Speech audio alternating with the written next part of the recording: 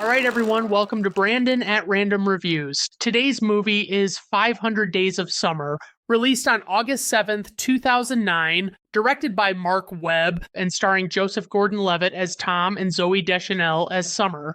A man breaks up with his girlfriend and reflects on their time together in hopes of finding a way to win her back.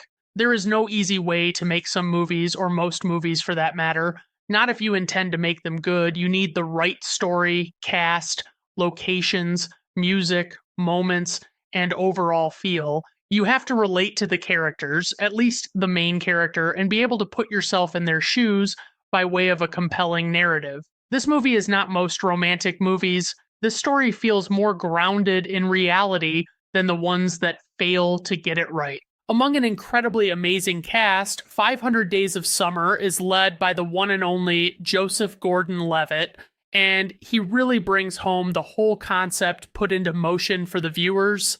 Zoe Deschanel is, of course, his love interest and co-star, the titular Summer. I really hate to give away too much, so I fucking won't. Simple as that. There is spectacular narration in this film, performed occasionally and not overbearingly by Richard McGonagle, of whom I only know because of IMDb.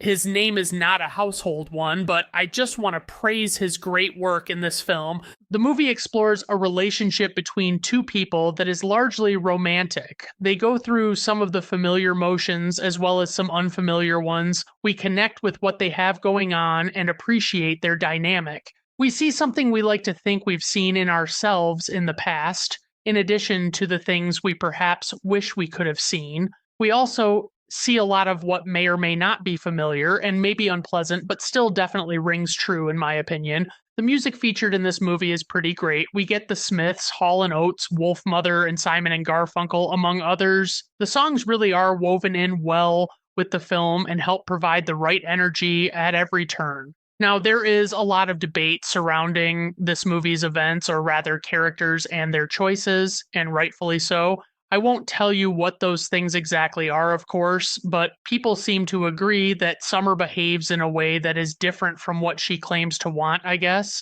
which it's like, yeah, she's got to be the first person to ever do that in history, right? And they say Tom doesn't accept reality and wants to believe something that isn't actually true to his feelings, which also literally has clearly never happened before ever to anyone. Even if you haven't necessarily gone through things like what happens in this movie, it evokes real human emotions and reactions that can be very strong, hence the frequent debates about things in this film.